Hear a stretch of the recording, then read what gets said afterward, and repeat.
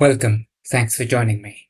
Nearly every advanced AI processor manufactured on Earth, the chips inside the system training the world's leading AI models passes through the hands of a single company operating from a cluster of factories on a single island. That company is Taiwan Semiconductor Manufacturing Company. The island is Taiwan.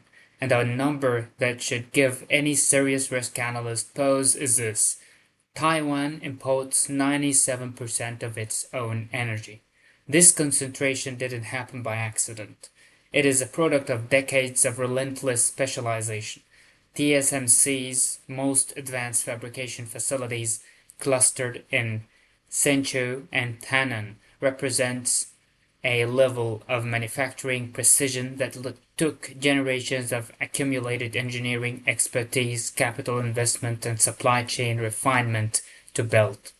NVIDIA's most advanced AI accelerators, AMD's competing chips, Apple's processors, and the custom AI silicon built by Amazon, Google, and Microsoft are all manufacturing in whole or overwhelmingly in part by this single company. The technology industry has understood this concentration risk for years. What has changed is the scale of what now depends on it. The entire AI infrastructure build-out we've discussed elsewhere in several parts of those videos ultimately traces back to chips that exist because of processes running in this one geographic cluster. Here is a layer of this story that receives far less attention than it deserves. Semiconductor fabrication is extraordinarily energy intensive, and Taiwan itself has almost no domestic energy production. Roughly 37% of this island's power grid runs on liquefied natural gas imported from the Middle East. This creates a second, less obvious point of fragility layered underneath the manufacturing concentration itself. It is not enough for TSMC's factories to be physically secure. The entire operation also depends on an uninterrupted flow of imported energy across international shipping routes that lie entirely outside Taiwan's own control. This is not a hypothetical vulnerability. It materialized in early 2026 following the closure of the Strait of Hormuz in March 2026 amid regional conflict. Analysts noted that Taiwan's liquefied natural gas reserves stood at approximately 11 days of supply without continued imports.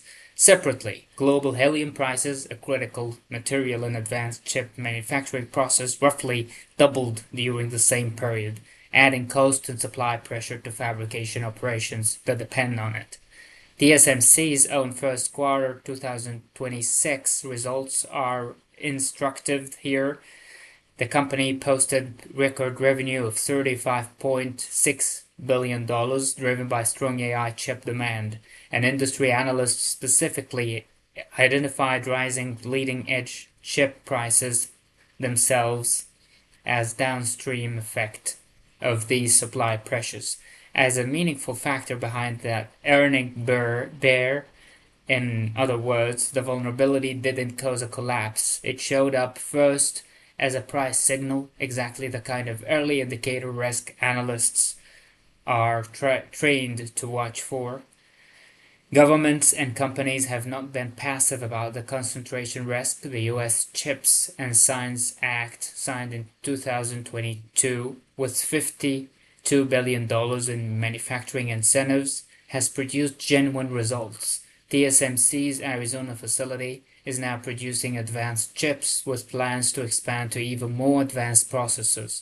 Intel's Ohio facility and Samsung's Texas facility are both under construction. Japan, South Korea, and India have each pursued their own diversification strategies. An honest accounting requires an important qualification, so TSMC maintains a deliberate policy of keeping its most advanced manufacturing technology at least 2 full generations ahead of anything it produces overseas.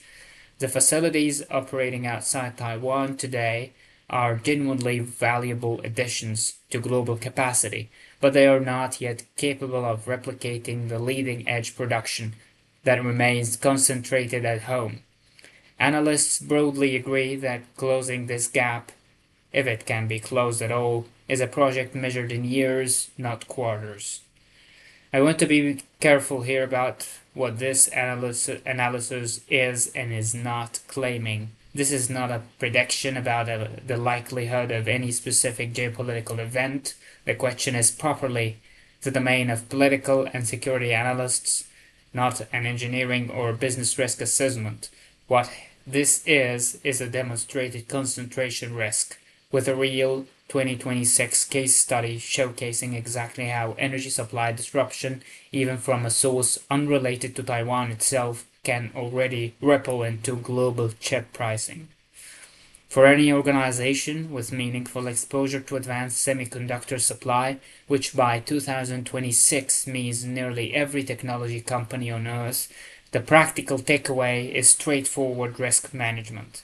Understand your exposure, monitor early indicators like insurance and logistics costs rather than waiting for a disruption itself. And treat geographic and energy concentration in your supply chain as a quantifiable risk factor, not a background assumption. We tend to think of the AI revolution as something happening in software, in models, in algorithms, in data. Underneath all of it sits an extraordinarily concentrated physical supply chain, dependent in turn on energy imports crossing some of the most contested shipping lanes on Earth. Understanding that chain and its fragility isn't alarmism, it is simply accurate risk accounting for the economy we have actually built. Thank you so much once again for your presence. I'm looking forward to see you in the next video. Don't forget to let me know what you think in the comments. Ask me any question if you have one. Give me a feedback or again, ask your questions. Make sure I read each and every comment of you. Of course, make sure you're subscribed so you never miss out on any of the addressed matters or any lectures in the future. And I'm looking forward to see you in the next lecture. Thank you so much once again for your presence. Till next time.